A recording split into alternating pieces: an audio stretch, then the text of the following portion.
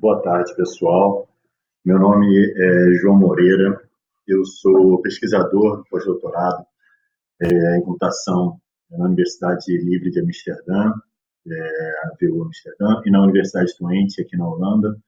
E hoje eu vou apresentar aqui para vocês o projeto em que eu estou envolvido nesse último ano, que se chama Fair Workflows, que ele visa, né, o objetivo desse projeto é melhorar a reprodutibilidade de protocolos científicos orientados a dados. A gente vive atualmente uma crise, a chamada crise de reprodutibilidade ou de replicação, de replicabilidade, que é uma crise metodológica, na qual se constatou que muitos estudos científicos são difíceis ou quase impossíveis de replicar ou reproduzir. A crise de reprodutibilidade afeta várias áreas das ciências, mas principalmente as ciências sociais e a medicina. Ela tem raízes de longa data. A frase foi primeiro, o termo crise de reprodutibilidade foi primeiro citado em 2010, né, como parte dessa crescente conscientização desse problema. E a crise de reprodutibilidade representa esse importante corpo de pesquisa no campo da metaciência. Como a reprodutibilidade dos experimentos é uma parte essencial do método científico, a incapacidade de replicar os estudos de outros, né, de outras pesquisas, pode ter consequências potencialmente muito graves para muitos campos da ciência. Você pode imaginar aí, e a gente vê alguns números aí nesse slide, cerca de 64% dos estudos farmacológicos eles não conseguem ser reproduzíveis. Quase 90% dos estudos de câncer. Isso quer dizer que só 1 em cada 10 estudos de câncer consegue ser completamente reprodutível, né? 60% em psicologia. Isso tudo graças à especificação imprecisa nos protocolos. Esse termo, esse conceito de crise de reprodutibilidade, ele veio com mais força ali a partir de uma publicação na Nature, se não me engano foi em 2014, né, onde que ela fez uma pesquisa com vários cientistas de dados, onde foi realmente constatada essa crise e os trabalhos que vêm sendo feitos nessa área vem crescendo cada vez mais. Um dos trabalhos, né, olhando para as estatísticas, aí a gente pode olhar nessa estatística abaixo, é que os cientistas, né, que trabalham com ciência de dados, eles levam cerca de 19%, então quase 20% do tempo deles só para encontrar, né, os dados e coletar e acessar esses dados. E 60% do tempo só para organizar, limpar esses dados. O que isso quer dizer? Que quase 80% do tempo desses cientistas de dados é gasto somente nessas atividades que são secundárias, né? As atividades primárias do cientista de dados é trabalhar no algoritmo, né? Desenvolver os conjuntos de treinamento, né? Refinar os algoritmos, olhar para padrões nos dados. Então, esse estudo mostrou, né, o impacto enorme que a gente enfrenta para reproduzir estudos científicos. E aí, lá em 2014, veio essa ideia, a ideia dos princípios FAIR, né? Acho que vocês já ouviram bastante falar nesses princípios FAIR. Definable, encontrável, accessible, acessível, interoperável e reutilizável. Esses princípios vieram com força ali em 2014. Uma série de iniciativas, de eventos aconteceram, né, desde mais ou menos ali 2010, Antes um pouco dos princípios FAIR em 2014, eu ressalto também o RDA, que é o Research Data Alliance, que também veio com esse grande objetivo de endereçar essa questão da crise de reprodutibilidade. Mas os princípios FAIR eles vieram como 15 recomendações que, na verdade, são boas práticas de administração de dados, reunidas de uma forma bastante sucinta.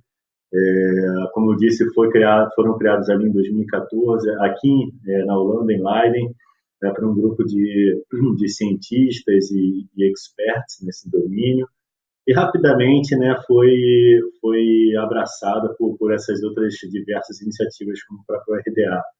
Né? Então, em 2016, teve essa grande publicação na Nature dos princípios FAIR, né, com mais de 40 autores.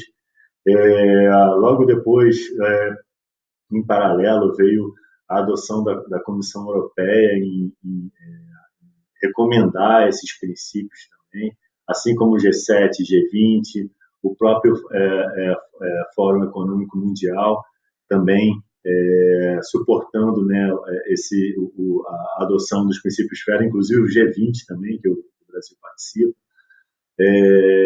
Em particular, a Comissão Europeia, ela chegou ali a partir de 2017, ela começa a exigir que os planos de gestão de dados sigam esses princípios FAIR.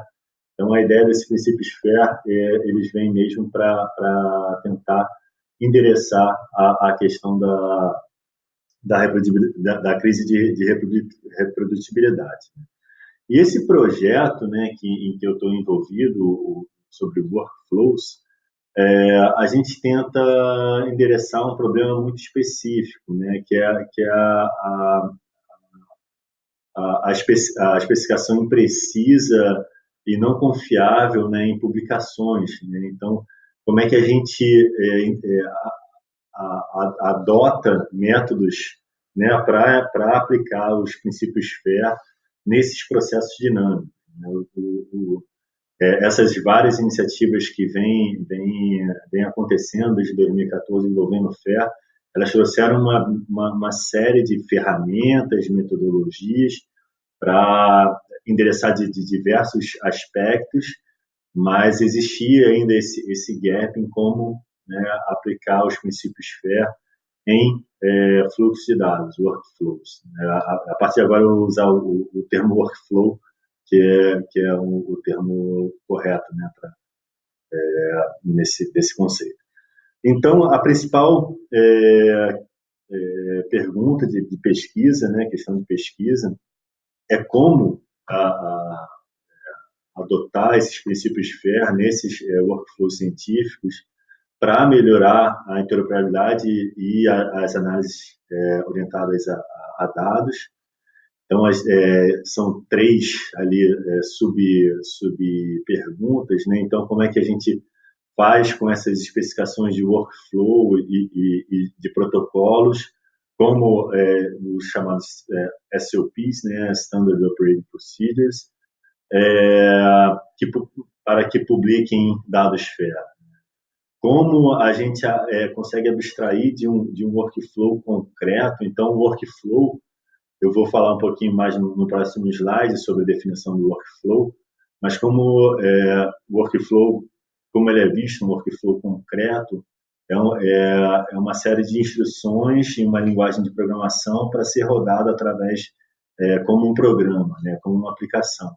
Então, como é que a gente consegue representar a abstração desses workflows concretos através de especificações mais gerais, né, para também para endereçar ou melhorar a reprodutibilidade dos workflows.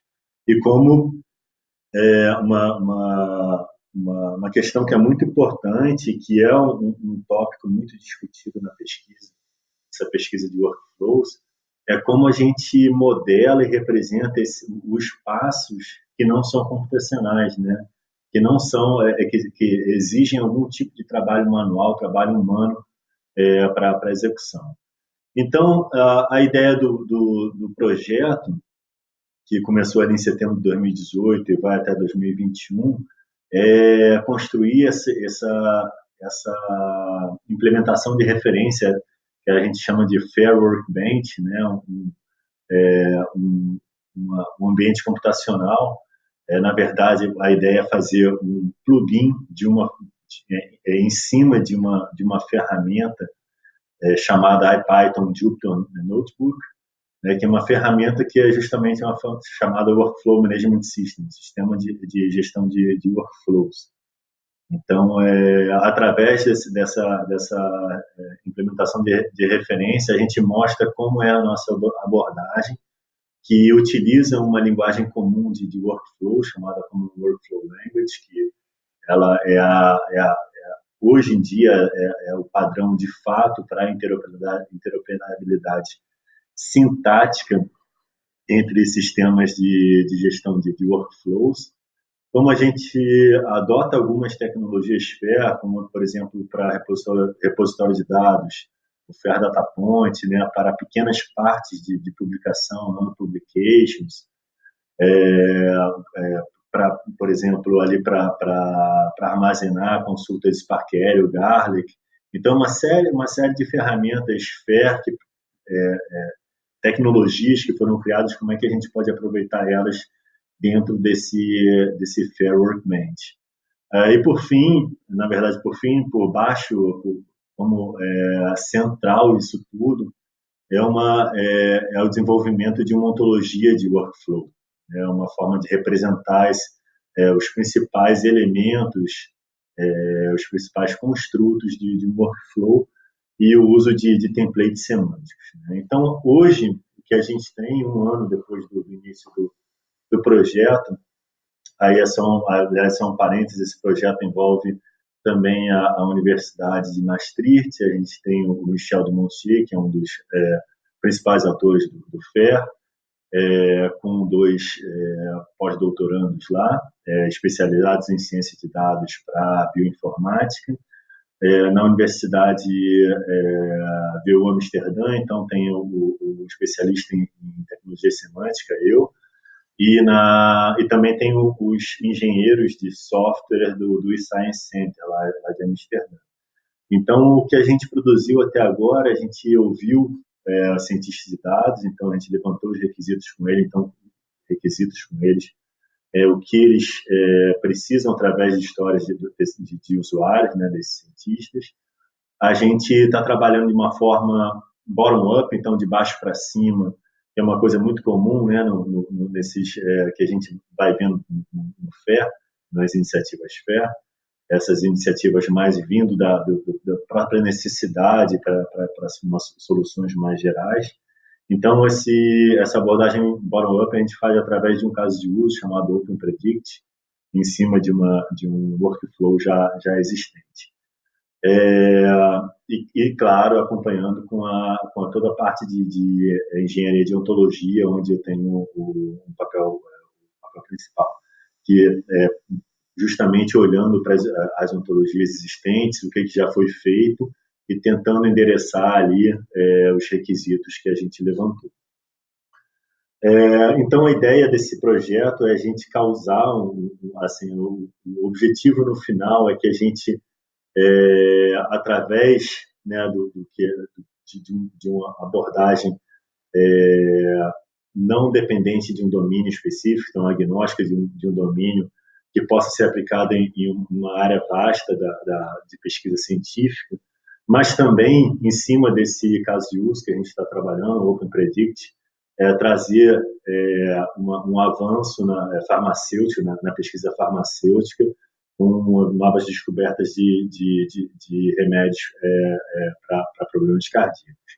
E, com isso, trazer um grande impacto, mas não de uma forma que a gente esteja recriando, né? Então, isso é sempre muito importante frisar, a gente está sempre tentando evoluir o que existe, porque já teve muito trabalho feito e a ideia é muito mais em como conectar esses trabalhos do que realmente recriar a roda.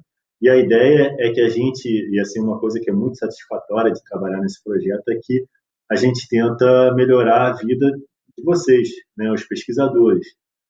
No final das contas, nós, né, eu próprio. Então, a ideia final é como a gente deixa a vida do cientista de dados um pouco mais fácil.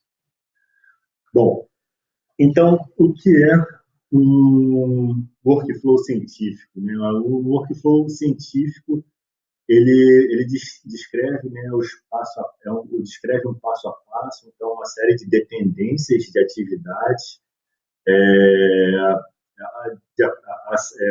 geralmente descritos como um grafo direto acíclico, né?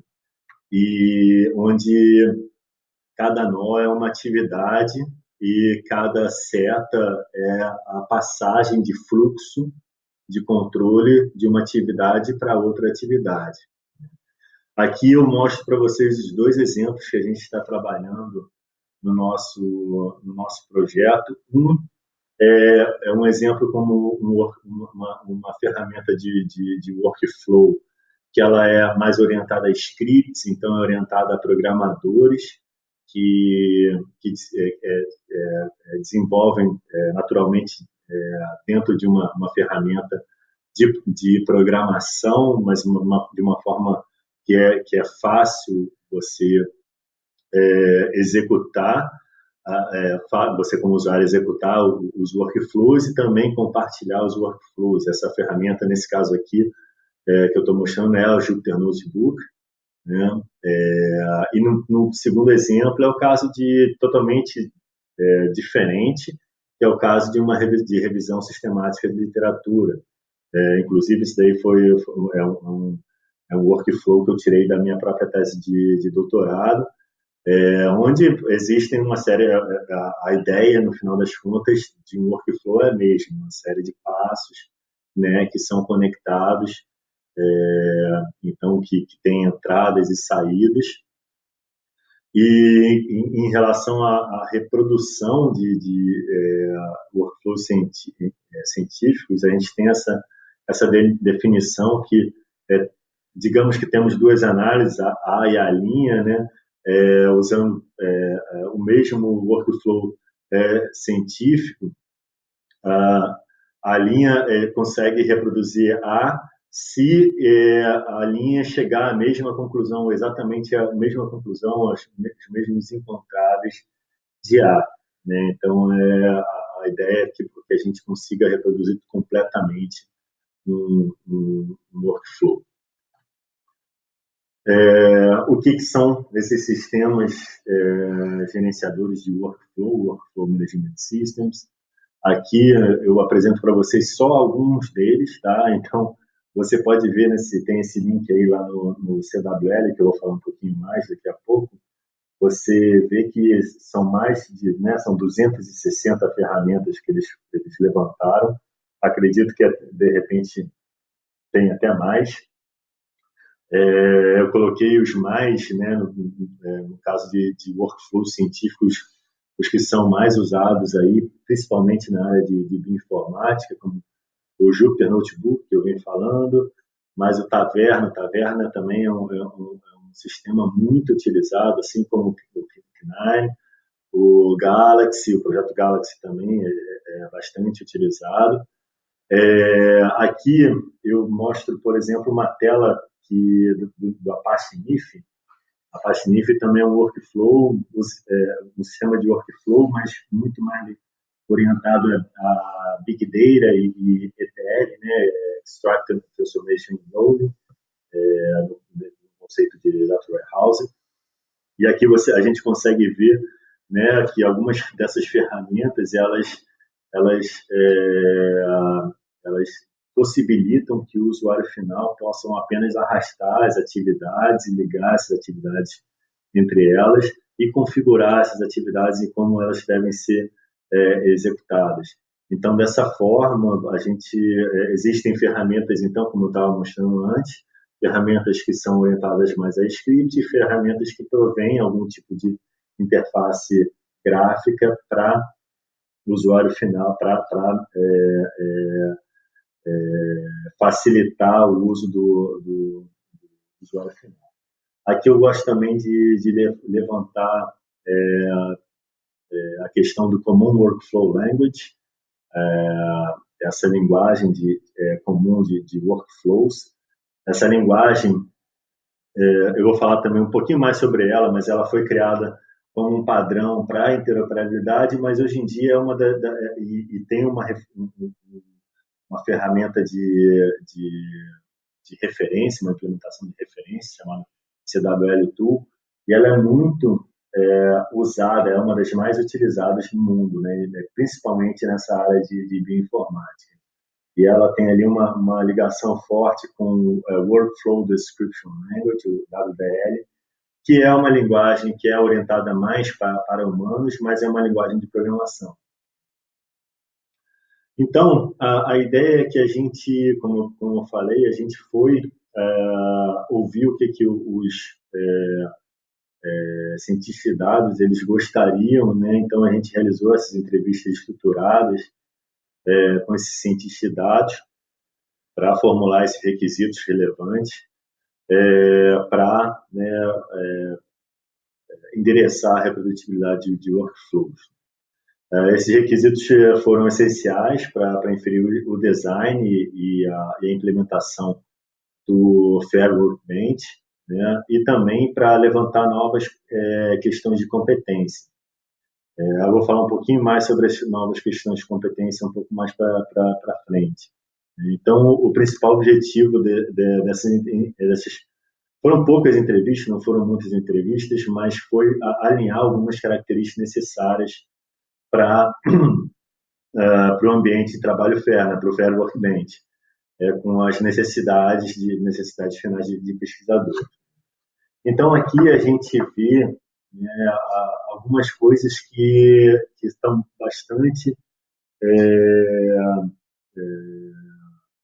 alinhadas com os princípios FAIR. Você vê ali o primeiro item é sobre como encontrar workflows. O segundo item é como replicar os mesmos resultados de outros experimentos. Como acessar o código de um workflow sabendo exatamente em qual é a versão que aquele código foi escrito, qual é a versão da linguagem do código que foi escrito. Como reproduzir em cada mínimo nível de detalhe, tanto os passos computacionais como os manuais. Como compartilhar o meu workflow, eu como cientista de dados, de uma forma que outras pessoas possam facilmente consumir, né, o meu workflow.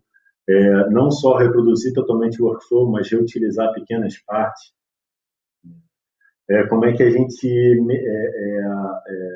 melhora a busca, né, a partir de metadados existentes, palavras-chave, como é que a gente endereça a proveniência, né, para análise sistemática, como é que a gente consegue gravar toda a proveniência dos dados de cada execução do workflows. No próximo slide eu vou falar quais são os níveis de proveniência em pesquisa de workflows. Como a gente consegue representar toda a evolução de um workflow, como é que a gente separa os parâmetros, né, para que os workflows eles não dependam de códigos que a gente chama de hard code, então que os workflows possam ser apenas configurados através desses parâmetros, assim a gente pode diferenciar os dados sendo utilizados. Né? Como é que a gente representa esse nível mais geral, esse nível mais abstrato? Também muitas vezes é conhecido como protocolo, né? Qual o protocolo por trás de um workflow? Como é que a gente compartilha esses protocolos?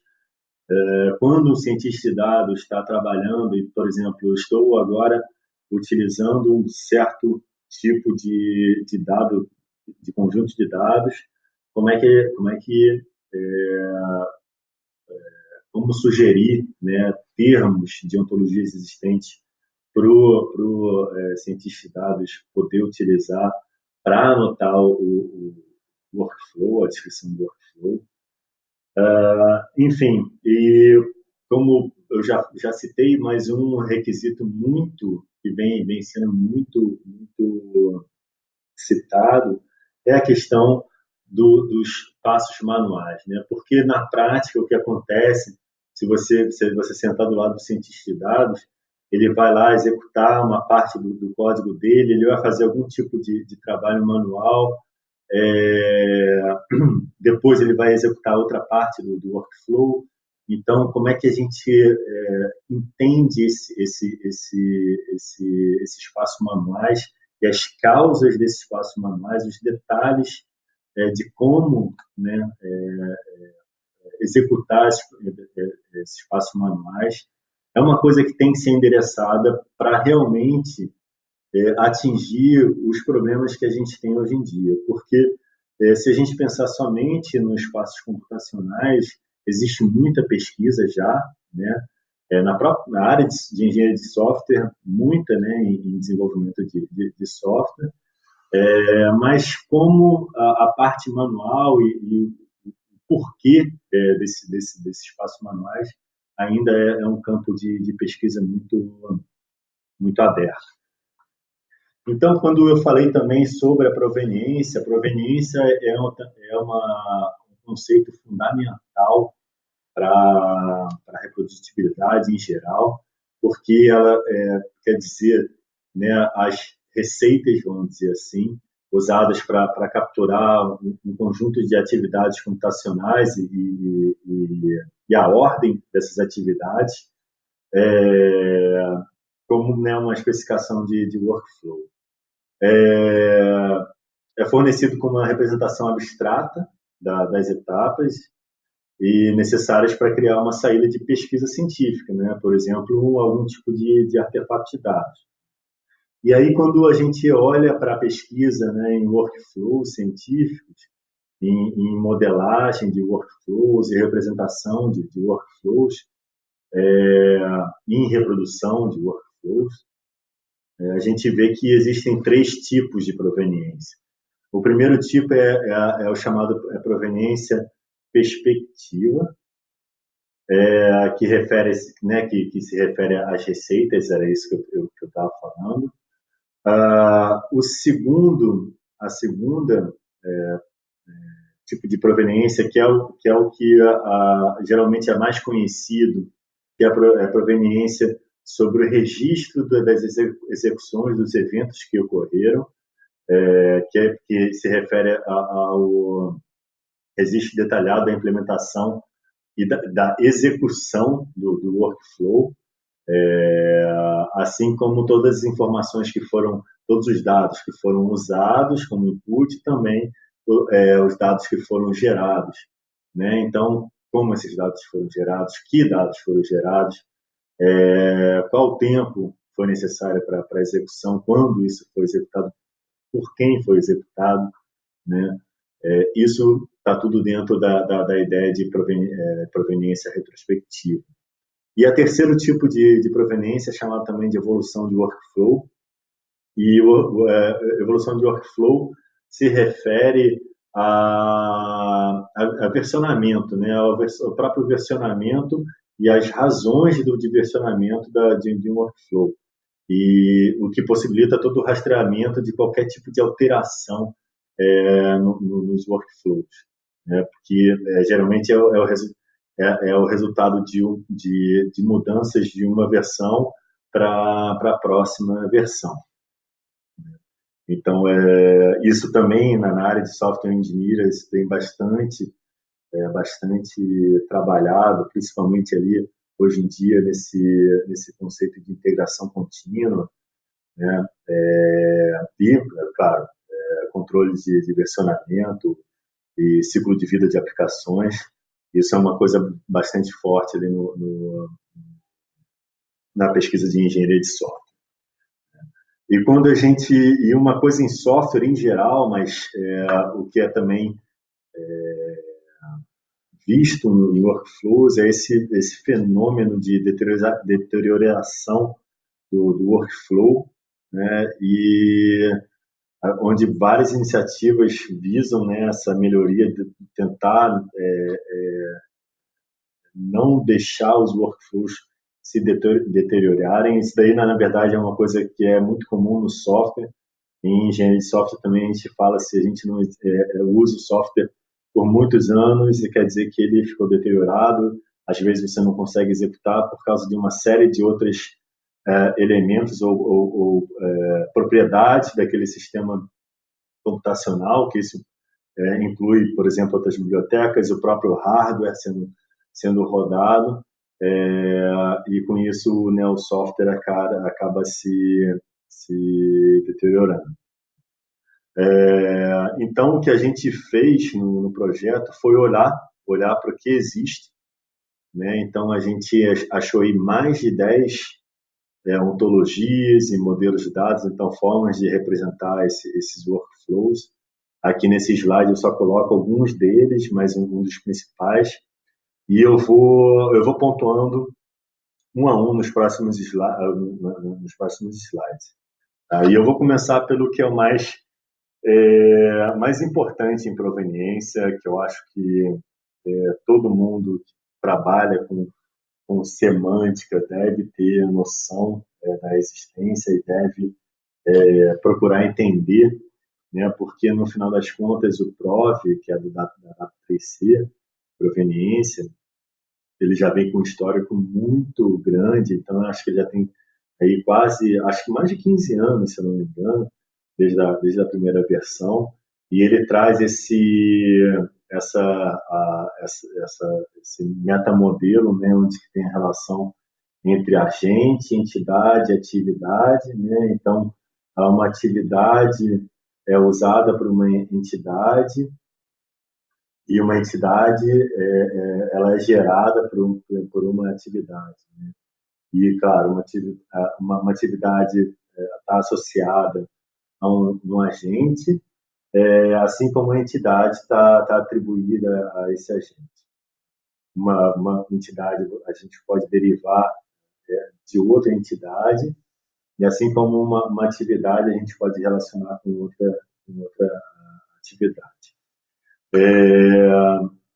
Então, a ontologia PROV, que também é chamada de PROV-O, né? Então a gente aqui consegue ver são uma série de padrões que têm uma relação direta, e aqui eu ressalto o PROV-DM, que é um modelo de dados, e o PROV-O, que é uma ontologia como OWL, né, a OWL, a Ontology Web Language. Então, quando a gente olha para o PROV-O, a gente vê, por exemplo, esses elementos que eu estava citando, como, por exemplo, o conceito de papel, role, né, o conceito de associação, o conceito de geração, generation, o conceito de uso, um conceito de algo que foi gerado por outro algo, uma entidade, né, que foi gerada por uma atividade, e assim por diante.